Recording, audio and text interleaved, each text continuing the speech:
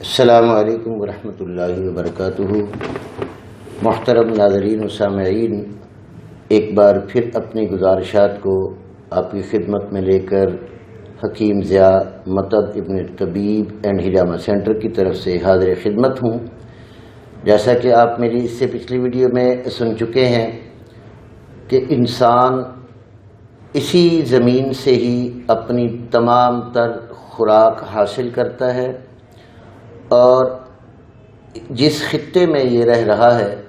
یہ خطہ اس کے موافق ماحول اسے عطا کر رہا ہے، اور یہ محض اللہ کی مرضی سے ہے۔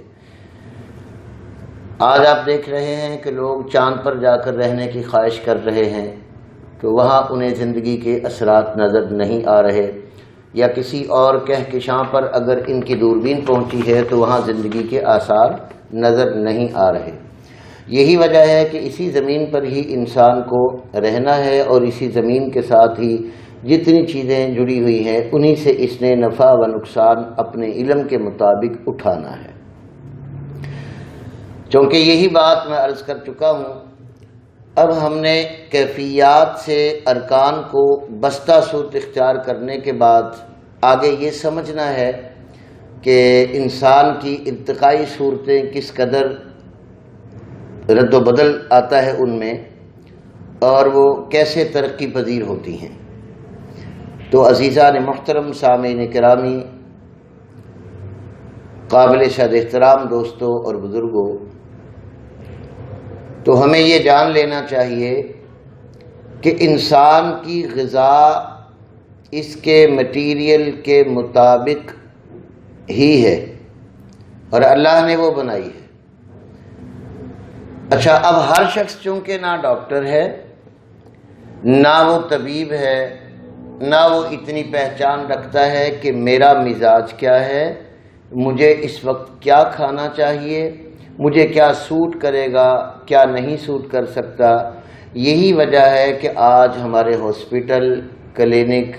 اور تمام تر دواخانے، مطب اور جتنے بھی علاج معالجے کی صورتیں ہیں وہ مریضوں سے بھری ہوئی نظر آ رہی ہیں۔ اب یہ حق ہمیں آدم علیہ السلام کے علم سے ہی میسر ہوا ہے کہ ہم اپنے ہر کام کے ساتھ تعلق رکھتے ہوئے اپنی صحت کا بھی خیال رکھیں، تاکہ جتنی زندگی اللہ نے بخشی ہے وہ ہم صحت مندی سے گزار سکیں۔ یہ تو میں عرض کر چکا ہوں کہ صحت والے کو بھی، بیمار کو بھی، بچے کو بھی، بوڑھے کو بھی موت تو نہیں چھوڑے گی، لیکن موت سے ہٹ کر جتنی زندگی ہے وہ کم از کم صحت مندی سے گزار لی جائے۔ بس اس ٹاپک کو اور اس عنوان کو اور اس موضوع کو اور اس گفتگو کو میں آپ احباب کی خدمت میں آسان طریقے سے سمجھا کے رکھنا چاہتا ہوں، تاکہ آپ اگر کسی بات کو سمجھ کر، سن کر اس سے فائدہ اٹھا لیں تو آپ شاید میرے لیے پس پردہ دعا گو ہوں، اور آپ کی ان دعاؤں کی نسبت سے اللہ مجھے اس دنیا اور آخرت میں دونوں جہانوں میں کامیابی نصیب فرمائے۔ میری دعا ہے جہاں کہیں کوئی بیمار مسلمان ہے، اللہ پاک اس کو ہر روحانی و جسمانی بیماری سے شفائے کلی نصیب فرمائے، آمین ثم آمین۔ اب سائنس کو میں ساتھ تھوڑا تھوڑا اشارتاً ذکر کروں گا، تاکہ وہ لوگ جو زیادہ پڑھے لکھے ہیں، جن کو میڈیکل پہ بہت زیادہ یقین ہے، اور جو حکیموں اور طبیبوں کو ایسے ہی ردی کی ٹوکری کی طرح سمجھتے ہیں کہ ان کی کوئی حیثیت نہیں، یہ پرانا اور جدید علاج نہیں ہے، ان کا مقابلہ ہی نہیں ہے، یہ تو نسخے نویسیاں، کشتہ سازیاں، یہ وہ، تو یہ ساری بحثیں انشاءاللہ آگے چلتی چلی آئیں گی۔ اب ہم نے یہ دیکھنا ہے کہ ان کیفیات کو سائنس نے تسلیم کیا ہے، گرمی، سردی، خشکی طریقوں، ان کے ارکان کو تسلیم کیا ہے، اور ان ارکان کی جب کیفیت بستہ صورتیں اختیار کرتی ہیں، آگ، پانی، مٹی، ہوا میں بدل جاتی ہیں، تو ان کے مزاج بنتے ہیں۔ ارکان کے بعد مزاج بنیں گے۔ اب مزاج کیا ہے؟ تو عزیزان محترم، جیسا کہ میں عرض کر چکا ہوں کہ اللہ کی ذات کے سوا اس دنیا میں کوئی چیز بھی جوڑے سے خالی نہیں ہے، اکیلی اور یکتا ایک واحد میرے اللہ کی ذات ہے، جس کا شریک اور ثانی نہ کوئی ہے، نہ تھا اور نہ ہوگا۔ اب گرمی چونکہ کہنے کو ہم گرمی کہتے ہیں، سردی کو ہم کہنے کو سردی کہتے ہیں، اور تری کو ہم کہنے کو تری ہی کہیں گے، اور خشکی کو کہنے کو خشکی ہی کہیں گے، لیکن میرے دوستو ایک چیز ہوتی ہے فعل اور ایک ہوتا ہے انفعال۔ فعل ظاہر چیز کو کہا جاتا ہے اور انفعال اس کے اندر چھپی ہوئی چیز کو کہا جاتا ہے۔ اب سائنس نے آگ کے مزاج کو گرم خشک تسلیم کیا ہے، پانی کے مزاج کو سرد تر تسلیم کیا ہے، اور مٹی کے مزاج کو سرد خشک تسلیم کیا ہے، اور ہوا کے مزاج کو گرم تر تسلیم کیا ہے۔ تو اسی ترتیب سے اب ایک کیفیت جو ہے وہ رکن بننے کے بعد، منجمد اور بستہ صورت اختیار کرنے کے بعد، وہ اپنے دو مزاج رکھے گی۔ بعینی ہی اسی طرح میرے محترم سامعین و ناظرین، ہم جو غذا کھائیں گے، کیونکہ اب ہم اپنے موضوع کے بالکل قریب آ چکے ہیں، اس کے بعد میں انسان کی زندگی کو سر سے پاؤں تک امراض اور شفا کے دوران رکھ کر آپ احباب کی خدمت میں اپنی گزارشات عرض کرتا رہوں گا، بشرط صحت و زندگی اور آپ لوگوں کی دعاؤں کے ساتھ انشاءاللہ۔ اب دیکھنا ہم نے یہ ہے کہ ہر شخص لا علم ہے، وہ نہیں جانتا کون سی چیز گرم ہے، کون سی خشک ہے، کون سی تر ہے، کون سی سرد ہے۔ اب ہم نے تو ظاہر ہے جو بن گیا وہ کھا لینا ہے۔ تو چونکہ اللہ رب العالمین کے پیارے محبوب صلی اللہ تعالی علیہ وآلہ وسلم کی احادیث مبارکہ کا مختصر ایک جملہ اور اس کا جو ہے حوالہ میں دے رہا ہوں کہ حضور نے فرمایا رأس الحکمتی مخافت اللہ، کہ بہترین حکمت یعنی دانائی، دانشوری، یوں سمجھ لیں بہترین سائنس، وہ اللہ کا خوف ہے۔ یہ ہم مسلمان سمجھتے ہیں، ہم نہیں سمجھتے یہود و نصارہ اپنی سائنس میں کیا کر رہے۔ میں جانتا ہوں کہ وہ اللہ کی مخلوق ہونے کے ناطے سے عقل رکھنے کے باوجود وہ وہی کام کر رہے ہیں جو انہیں کرنے چاہیے۔ جتنے اسباب اللہ نے ان کو عطا کر دیے ہیں، اتنے ہی اسباب اگر آج کسی مسلمان سائنسدان کے پاس ہوں تو وہ انشاءاللہ ان سے بہتر رزلٹ اور نتیجہ دے سکتا ہے، یہ آپ بھی جانتے ہیں۔ تو عزیزان محترم، موجودہ دور میں آپ دیکھ لیں سافٹ ویئر کی دنیا میں ہمارے ہی ملک پاکستان اور فیصل آباد کی چھوٹی سی عمر کی بچی عرفہ کریم وہ کیا کر گئی، میں اشارہ کر رہا ہوں کہ انگریز بھی دنگ رہ گئے۔ تو یہ اللہ کی عطا ہوتی ہے، جس سے اللہ جو کام لینا چاہتا ہے اس بندے کو اس راستے پر وہ اپنی رحمتوں کے سائے میں چلا دیتا ہے۔ جیسے انبیاء کرام سے اللہ نے نبوت کے فرائض انجام دلوانے تھے تو خود فرما دیا وَيَخْتَارُ رَبُّكَ مَن يَشَاءُ وَيَخْلُقُ،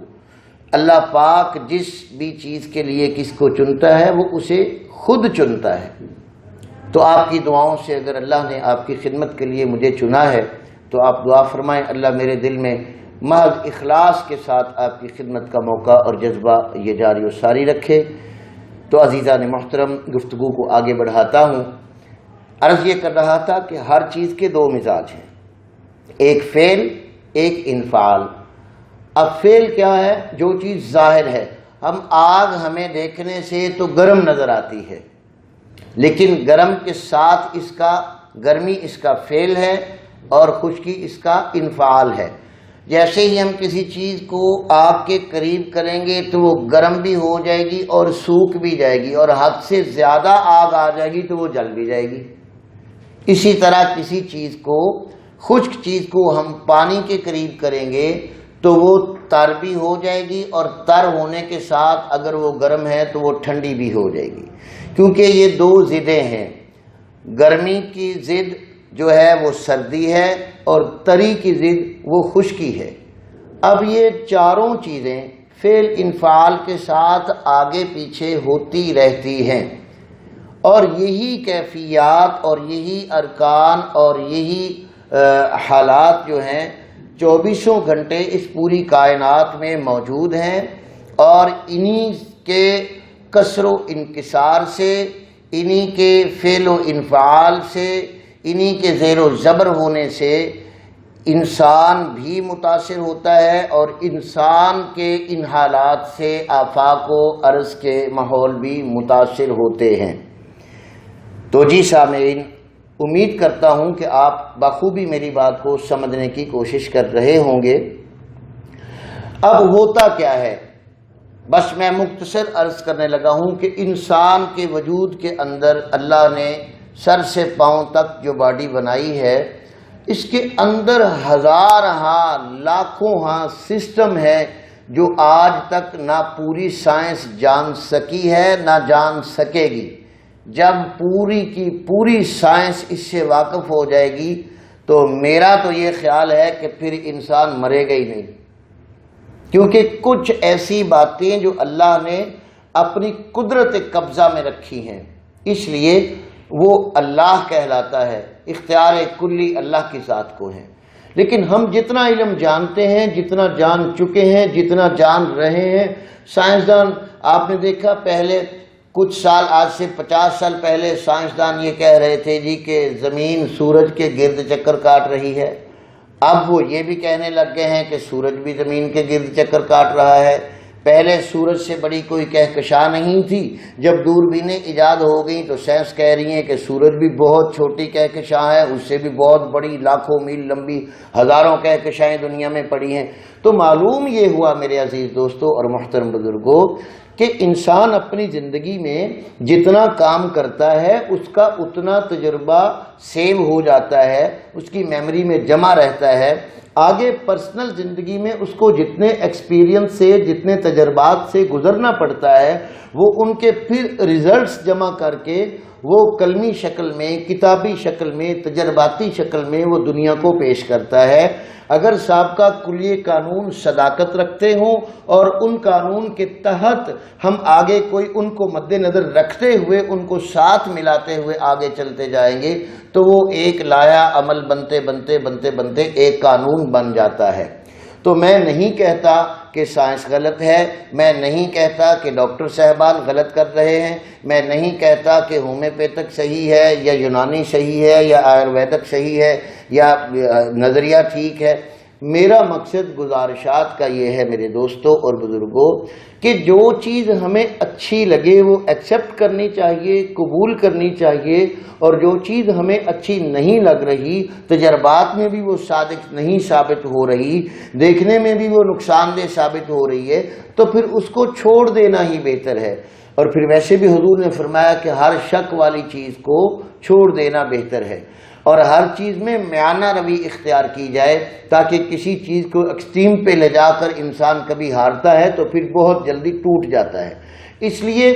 तरक्की की राह कभी भी बंद नहीं होगी, इर्तिका का रास्ता कभी बंद नहीं होगा, तहकीकात के दरवाजे क़यामत तक खुलते रहेंगे, नई नई तहकीकात आती रहेंगी। मेरे बाद आने वाले ना जाने मुझसे भी कितनी अहमियत की बातें कर जाएंगे। मुझसे मेरे बड़े असातिज़ा इकराम, हमारे बानी तिब नज़रिया मुफरिद आज़ा के साबर मुल्तानी रहमतुल्लाह अलैह, उनसे पहले कितने मुहक्किक गुजरे, उन्होंने उनकी बुक्स पढ़कर, उनके मुतालाजात करके, फिर अपने तजर्बात दर तजर्बात तकरीबन 25 और 30 साल की ज़िंदगी सर्फ करके फिर उन्होंने एक कानून निकाला जो मैं आपको समझाना चाह रहा हूँ, और जो एक साइंटिफिक, कुदरती, फितरी और बेहतरीन तरीका इलाज है, जिसको उन्होंने कुरान और सुन्नत से और इस दुनिया के खित्ते को मुताला करके उसके बाद तजवीज़ किया है। तो जी दोस्तों, अब समझ आई मैं क्या समझाना चाह रहा हूँ। तो इसकी तरक्की जो दिन ब दिन आप देख रहे हैं ना, हर मुल्क में फूड सप्लीमेंट वाले, इलाज बिल ग़ज़ा वाले बैठे हैं, तो ये इसी की वजह से ही बैठे हैं। तो इंशाअल्लाहुल अज़ीज़ आप इसी तरतीब को समझते हुए ज़रूर सब्सक्राइब भी कीजिए मेरी वीडियो को और लाइक भी दीजिए, और आपके कमेंट्स भी मुझे चाहिए, ताकि मैं ये देखना चाहता हूँ कि आपको मेरी बातों का कोई फ़ायदा आ रहा है या नहीं। उम्मीद करता हूँ कि आपको ये मेरी बातें समझ आएंगी। इंशाअल्लाह अगली वीडियो में मैं इससे अगला अपना यही उन्वान लेकर आपकी समाअत के लिए फिर हाज़िर होऊंगा। اس وقت تک کے لیے اجازت دیجیے۔ السلام علیکم ورحمۃ اللہ وبرکاتہ۔